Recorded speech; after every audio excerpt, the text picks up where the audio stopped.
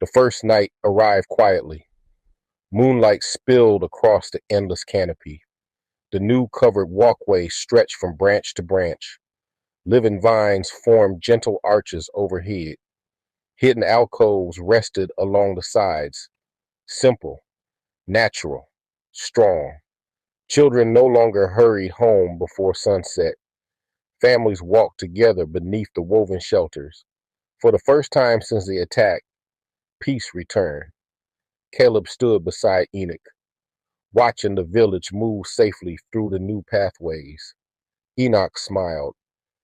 You've changed the way our people will live. Caleb looked up at the woven vines. No, he smiled. The forest showed us how, not far away. Shelia walked alone beneath one of the new covered paths. Her fingers brushed against the living vines. She could hear the night, crickets, the breeze, leaves whispering high above. Then everything became still. Shelia stopped. She knew that silence. Slowly, she looked toward the open sky. A massive shadow circled above the canopy. The owl, its golden eyes locked onto her. It folded its wings and dove. Its talons slammed into the woven vines with tremendous force. The entire walkway shuddered. Children screamed. Parents hurried them into the hidden alcoves. The owl struck again. The living vines bent, but they did not break. Again, the great bird attacked. Again, the canopy held. Shelia never ran. She remained beneath the woven shelter, looking into the fierce golden eyes above her. Slowly, she closed her own. She wasn't trying to command it.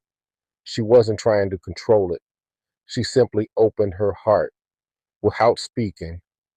She reached out with a single thought. We are not your food. A long moment passed, then another. The owl struck no more. It landed on a nearby branch. Its great head slowly turned, watching her. Shelia took one careful step forward, still beneath the shelter. Again, her thoughts reached toward the great bird. We are your friends. The owl blinked.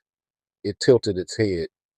For one quiet moment, predator and child simply looked at one another.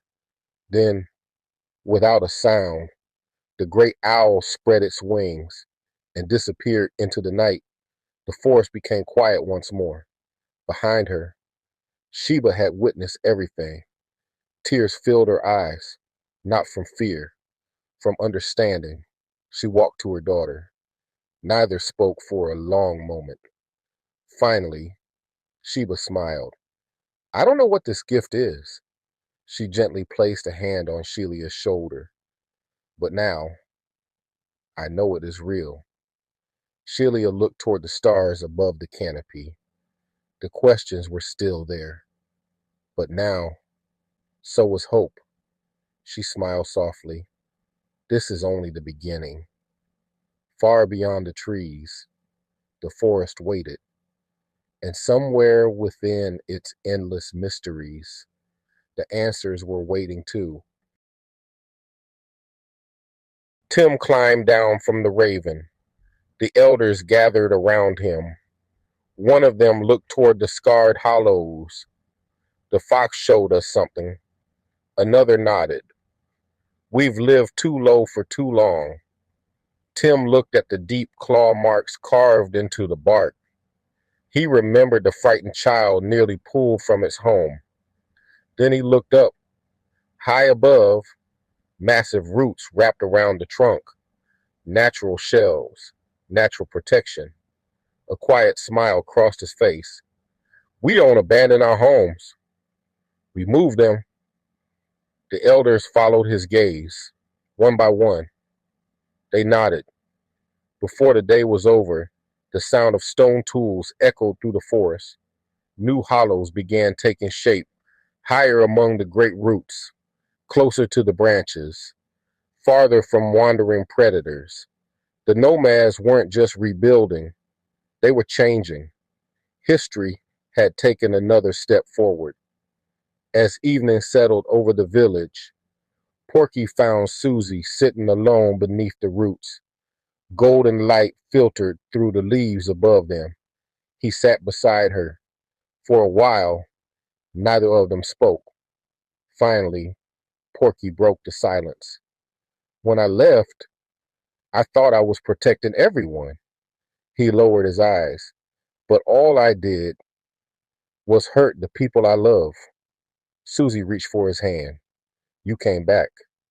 Porky smiled. Because my family came looking for me. He took a slow breath, then looked into her eyes. I don't ever want to run again. He reached into the small gathering sack hanging from his shoulder. Inside rested a tiny ring, braided from forest vines. He had begun weaving it before the flood, waiting for the right moment. He smiled. I guess life decided there's never a perfect moment. He held out the ring.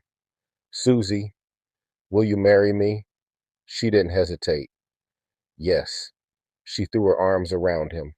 They remained there for a long moment. Neither wanted to let go. When they finally stood, they walked back toward the village together, hand in hand. Someone noticed the woven ring, then another. Smiles spread from one hollow to the next. What happened? Porky looked at Susie. She smiled. He finally asked. Cheers erupted beneath the great roots. Even the raven let out a loud squawk from his perch above. Tim looked over. A proud smile spread across his face. One elder laughed. Looks like we'll need to build another hollow. Laughter rolled through the village. As the sun disappeared behind the forest, the nomads celebrated.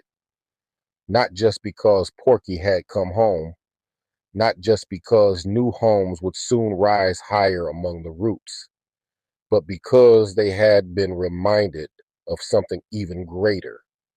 They were more than neighbors. They were one people, one family, and no burden would ever be carried alone.